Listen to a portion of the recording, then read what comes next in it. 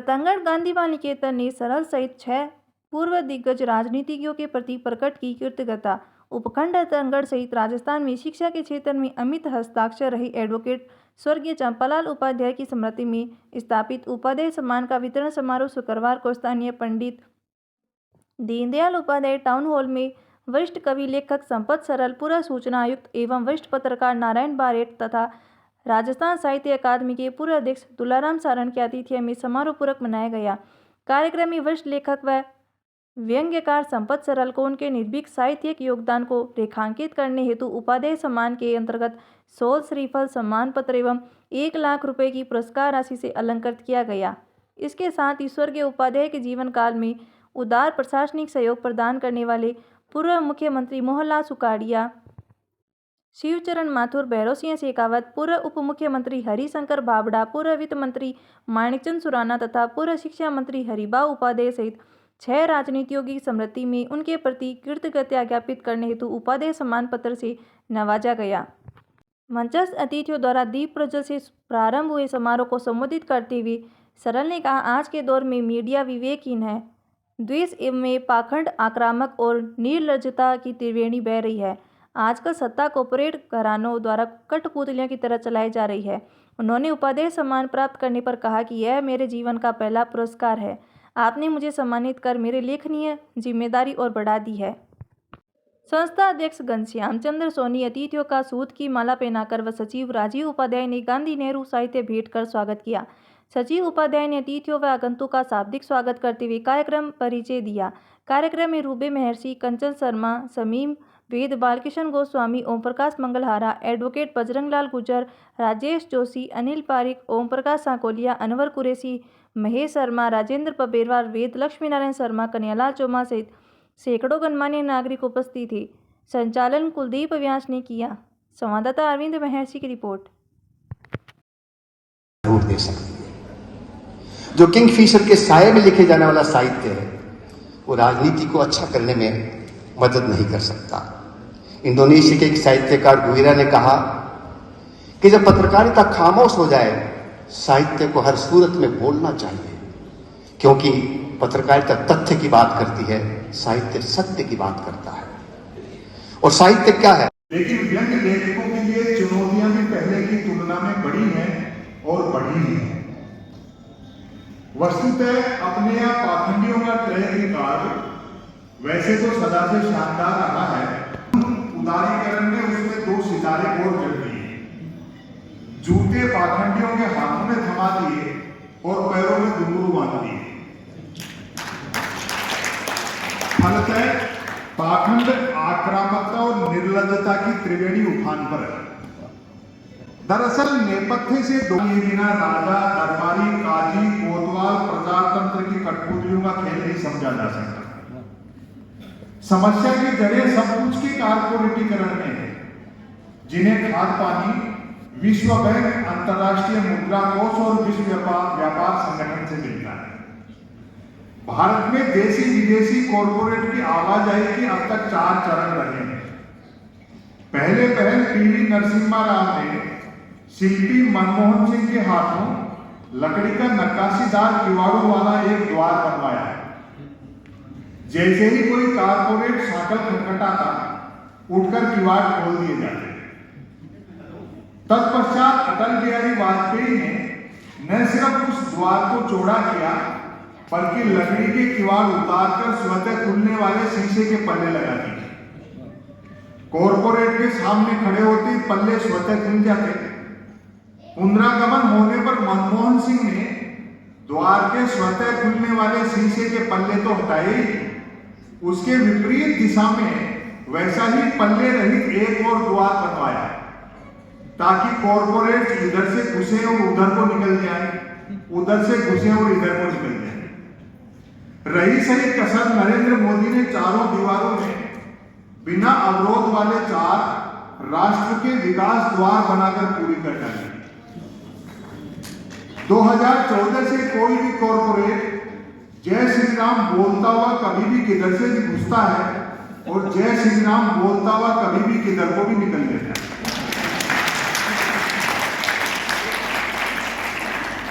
बाजार पर और दिमागों पर अमेरिका का। हाँ, तमाम नफा नुकसान के बीच यह खूब हुआ कि दशकों से दिन रात स्वदेशी, सोने की चिड़िया, विश्वगुरु वगैरह की हाथ लगाने वाले राष्ट्रवादियों के मुखौटे उतर गए, जो कभी जिन मुद्दों के विरोध में लाठियां घुमाते थे, अब बेचारों को उन्हीं मुद्दों के समर्थन में लाठियां घुमानी पड़ रही थी। दृश्य बड़ा हास्यास्पद है। सुविधा भोगी राम झोंके बैठकर सबका मुजरा ले रहे, प्रवचनकार और मंचीय कवि पार्टी विशेष के फुल टाइम स्टार प्रचारक बन चुके हैं। दुनिया को मिट्टी का खिलौना बताने वाले बीच बाजार सोने चांदी के खिलौने से खेलने में रहता है। राजनीति का एकमात्र उद्देश्य रह गया है, राज बना रहे, नीति जाए भाड़ में। बड़े मीडिया घराने सत्ता की आरती में शंख बजाते बजाते डकोर शंख में कन्वर्ट हो गए। ऐसे में कोई व्यंग्य लेखन नहीं करे तो क्या करे? आपने सम्मानित कर मेरी लेखक की जिम्मेदारी और बढ़ा दी है। प्रयास करूंगा कि अपनी लेखक की जिम्मेदारी की कसौटी पर खरा उतरता रहूं। आप सबका पुण्य आभार।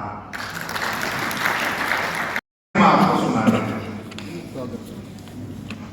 मैंने दूलाराम सारंगी को दरअसल साहित्य अकेडमी के 51,000 रुपए के पुरस्कार के लिए मना नहीं किया, क्योंकि वो पुरस्कार किसी सरकार का नहीं होता है। साहित्य अकेडमी का पुरस्कार तो जनता का होता है, लेकिन ये समय दूसरा है। वो जनता का पुरस्कार भी सरकार का पुरस्कार ठहरा दिया जाता है। इसलिए मैंने विनम्रता से उनसे कहा कि जब समय आएगा तब देखेंगे। मैं चाहूंगा कि आप मुझे क्षमा करें, क्योंकि इस समय मैं जनता की आवाज को पुरस्कार लेने के बाद भी पार्टी विशेष की आवाज मान लिया जाए। मैं बड़ा सतर्क रहता हूँ। मुझे आज भी उपाध्याय जी ने पूछा था, और हर कवि सम्मेलन में मैं जाता हूँ, प्रोग्राम में मुशायरे में एक पहला सवाल ये किया जाता है, आपको कभी कोई धमकी नहीं मिलती? मैंने कहा मेरे साथ ये समस्या नहीं है, क्योंकि सोशल मीडिया में इस्तेमाल नहीं करता, किताबें वो नहीं पढ़ते।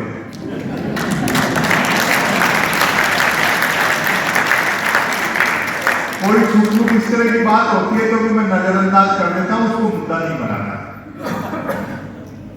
मैं भारत जोड़ो यात्रा में गया और 1 घंटे चला। मैं मेरे 50-55 मिनट राहुल गांधी के साथ किसान आंदोलन में भी गया। मैं 3 दिन रहा वहां, क्योंकि मेरा मानना है कि कवि को, लेखक को जितना कागज पर हो उतना ही जमीन पर भी होना चाहिए। कमलनाथ जी का फोन आया कि मैंने सुना है आप भारत जोड़ो यात्रा में आ रहे हैं, क्योंकि मैं छिंदवाड़ा उनके जन्मदिन के कवि सम्मेलन में गया था, तो मैंने वहां कह दिया था कि मैं किसान आंदोलन में गया था, मैं भारत जोड़ो यात्रा में भी जाऊंगा। मैंने कहा कमलनाथ जी मैं आ रहा हूँ, एक ही शर्त पर आऊंगा कि अपनी टिकट से आऊंगा। बोले आप मुझे शर्मिंदा कर रहे हैं। मैंने कहा शर्मिंदा जैसी बात नहीं है, आप पर वैसे ही पहले बहुत आरोप लग रहे हैं कि देश भर के सेलिब्रिटी वो कांग्रेस टिकट भिजवा लिए तब वो आते हैं। और आपको निवेदन कर दूं, सच बात है, 3 बार प्रोग्राम कैंसिल हुआ, मैंने 3 बार टिकट कैंसिल कराई, लेकिन मैं अपने खर्चे से गया। क्यों? कि भाई जब वो सत्ता में आएंगे तो गलतियां तो वो भी करेंगे। आज उनकी सुख सुविधाओं का लाभ उठा लेंगे, फिर उनके लिए उनकी आलोचना कैसे करेंगे, उनके खिलाफ कैसे करेंगे?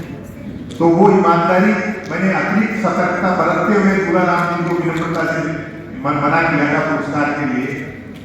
और पुरस्कार देखो वो दुगनी कीमत का हो गया। मैं आज आपको बताता हूं, हमारे घर के पड़ोस में एक पत्रकार रहते हैं, दैनिक नवज्योति में थे, डायबिटीज से आंखें चली गई, हार्ट की दिक्कत हो गई, उनकी पारिवारिक दिक्कतें भी बहुत भारी थी।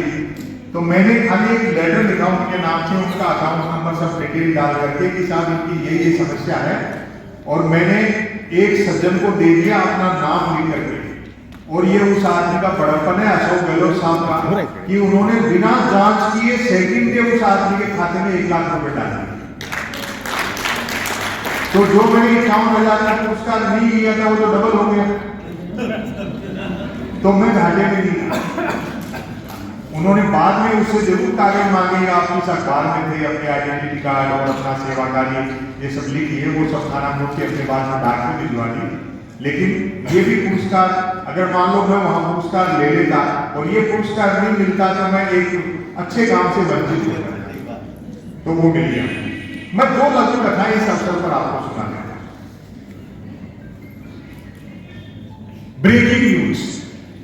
खबर को कैसे ताकते हैं, विशेषकर टेलीविजन पे। आत्मनिर्भर नामक राज्य में डिजिटल क्रांति भले ही होने को थी, पर न्यूज क्रांति हो चुकी थी। न्यूज चैनल खबरें तलाशते नहीं करते थे और देते नहीं फैलाते थे। ब्रेकिंग न्यूज की तो मारामारी रहती थी। एक दिन यूं ही राजा नहाकर स्नान घर से निकला, त्यों ही एक न्यूज चैनल ने ब्रेकिंग न्यूज डाली, राजा नहाया। दूसरे न्यूज चैनल ने खुशी जाहिर की, राजा आज भी नहाया। तीसरे न्यूज चैनल ने अटकलें लगाई, राजा क्यों नहाया। चौथे न्यूज चैनल ने नई जानकारी दी, राजा पहली बार नहाया। पांचवें न्यूज चैनल ने आत्मनिर्भरता की पुष्टि की, राजा खुद नहाया। और इस बार आप आनंद लेंगे, छठे न्यूज चैनल ने रहस्योद्घाटन किया, राजा पानी से नहाया।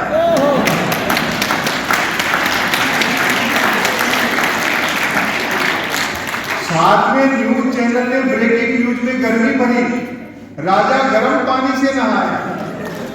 आठवां न्यूज चैनल गर्मित हुआ, राजा चुल्लू पर पानी से नहाया। नौवें न्यूज चैनल ने स्थिति और साफ की, राजा साफ पानी से नहाया। 10वें न्यूज चैनल ने गुप्त जानकारी दी, राजा अकेला नहाया। 11वें न्यूज चैनल ने राहत भरी ब्रेकिंग न्यूज चलाई, राजा आज तो नहाया। और आखिरी है 12वें न्यूज चैनल ने तो सब पर पानी फेर दिया, राजा गीले पानी से नहाया।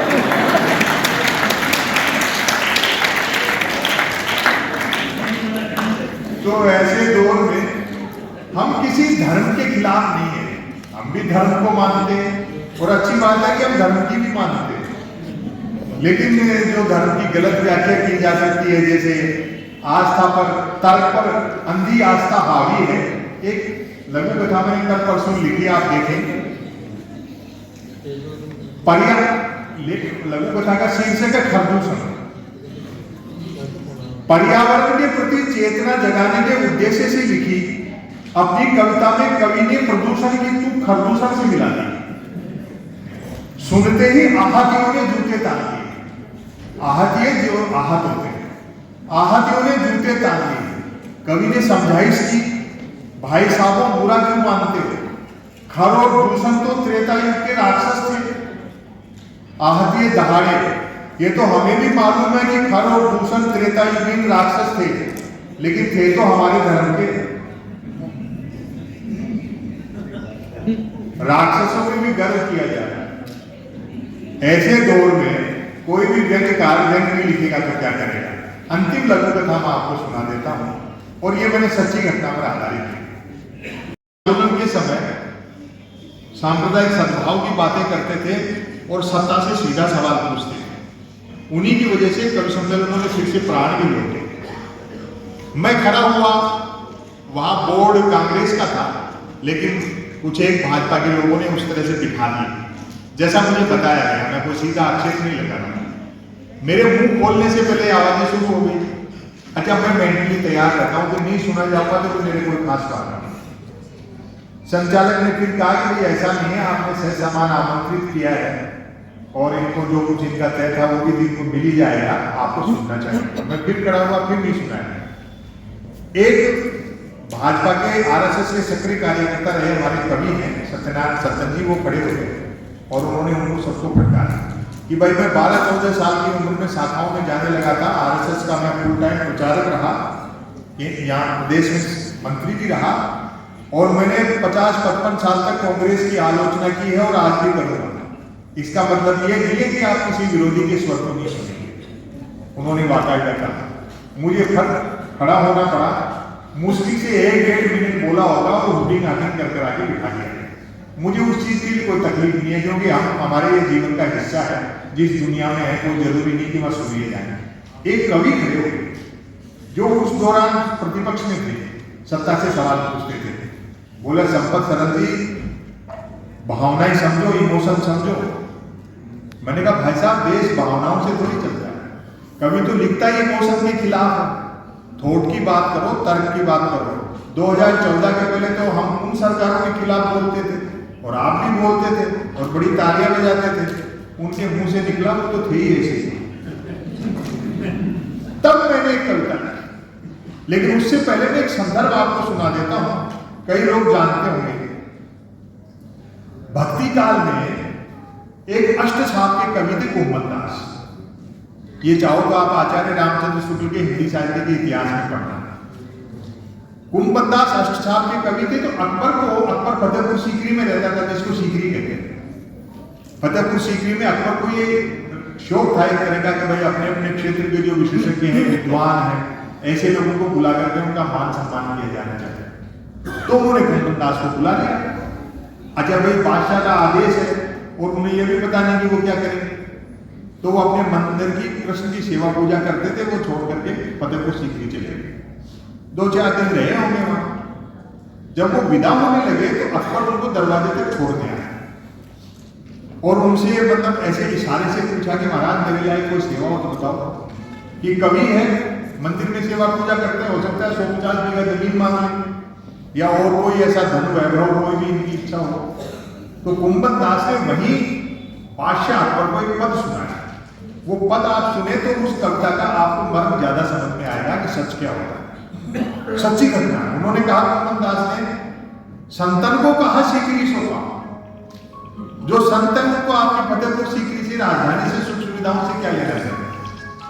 संतन को कहा सीकरी सौंपा, आवत जात पनैया टूटी बिसर गयो हरिनाम। कि आते जाते तो पैर की जूतियां टूट गई और वहां रहकर के जो हरि का नाम लेते वो और छूट गया। हमें क्या मिला तुम्हारी इस फतेहपुर सीकरी से। जाको मुख देखे दुख लागे, ताको करको परे सलाम। जिसका मुख देखने से ही घिन आती है, दुख उपजता है, उसको प्रणाम करना पड़ता है। ऐसे ऐसे कवि भी थे जिन्होंने सुविधाओं का त्याग किया और सच बोले। कुंभन दास लाल गिरधर और सब बेकार। कि जो हरि की भक्ति है वही सच्ची है, उसके बिना सब कुछ बेकार है। ऐसा कह करके और फतेहपुर सीकरी छोड़ करके और वापस लौट करके आए। ये कुंभन दास की महानता थी कि उन्होंने बादशाह सलामत के मुंह पर सच बोला। और ये अकबर की भी महानता थी कि वो पूरे अधिकतम हिंदुस्तान का अधिपति होने के बावजूद भी उसने वो सच सुना। इसलिए ये जो चीज है कि सच अभी कहा जा रहा है, ऐसा नहीं है। हर दौर में सच बोलने वाले लोग हैं और उन्होंने तकलीफें भी उठाई हैं। हम तो फिर भी थोड़ा आराम का जीवन जी लेते हैं। तब मैंने उन कवि को इंगित करते हुए एक लघु कथा लिखी। अंतिम बात कह करके अपनी जगह लेता हूं। लघु कथा का शीर्षक है हे। सम्राट जलालुद्दीन मोहम्मद अकबर हिंदुस्तान के अधिकतम भूभाग का अधिपति हुआ, क्यों ही कवि कुंभन दास ने अब्दुल रहीम खान खाना को फोन मिलाया। कल्पना देखिए कवि की। अब्दुल रहीम खान खाना भी कवि थे, अकबर के नवरत्नों में थे, तुलसीदास जी के मित्र थे। और कितनी बार तुलसीदास जी के निवेदन पर उन्होंने कितने लोगों की मदद भी की। क्यों ही कवि कुंभन दास ने अब्दुल रहीम खान खाना को फोन मिलाया। रहीम ने पहली घंटी में फोन उठाया। कहो कुंभन दास जी, आज हमारी याद कैसे आई। फारसी, संस्कृत, हिंदी के उद्भट विद्वान व कवि, आलमपना अकबर के मुख्य सेना नायक और नवरत्नों में से एक रहीम के मुख से बिना किसी पूर्व परिचय के यूं अपना नाम सुनकर कुंभन दास को विस्फोटक आश्वस्ति हुई कि जब रहीम की फोन बुक में नाम फीड है तो गुड बुक में भी हुआ ही समझो। कुंभन दास ने पूछा, आजकल बादशाह सलामत दिल्ली में है, आगरा में है कि फतेहपुर सीकरी में है। रहीम बोले, जी फतेहपुर सीकरी में है। कुंभन दास ने कहा, तो आलमताब के सानिध्य में जमाओ सीकरी में सीकरी ही कवि सम्मेलन, कोई कवि सम्मेलन करो सीकरी में। रहीम बोले, लेकिन कुंभन दास जी जहां पढ़ा तो कविता वगैरह समझते ही नहीं। कुंभन दास बोले, ये तो और अच्छी बात है। हेलो, सीकरी में कवि सम्मेलन का सिलसिला सदैव के लिए चल पड़ेगा। बस आप तो शहंशाह हुजूर तक यह रहस्य पहुंचा दो कि काट से बनकर ही पत्थर तैर सकता है। कवि ही की कलम में वह धार होती है कि वह जघन्य जनसंहारों को भी दुनिया धर्मयुद्ध मानने लगती है। कवि ही की वाणी में वह जादू होता है कि राजा की प्रत्येक मूर्खता को उसकी लीला सिद्ध कर दे। रहीम बोले, लेकिन कुंभनदास जी, आप तो कभी अपने एक पद में संतन को कहा सीकरी सो काम कह चुके हैं। कुंभनदास बोले, वह तो मेवाड़ वालों ने कवि सम्मेलन में बुला लिया था, इसलिए कहना पड़ा है।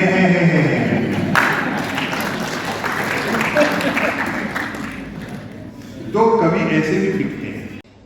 छात्र संघ टाइम लेके छिकड़ले टाइम ताने सामाजिक सक्रियता बनाए राखी और जका सिद्धांत, जका ध्येय, जकी रीति और नीति ले गए टाबरपणे में आप चाले हा बा सिद्धांतां ऊपर छिकड़ले बगताने निभाव करे।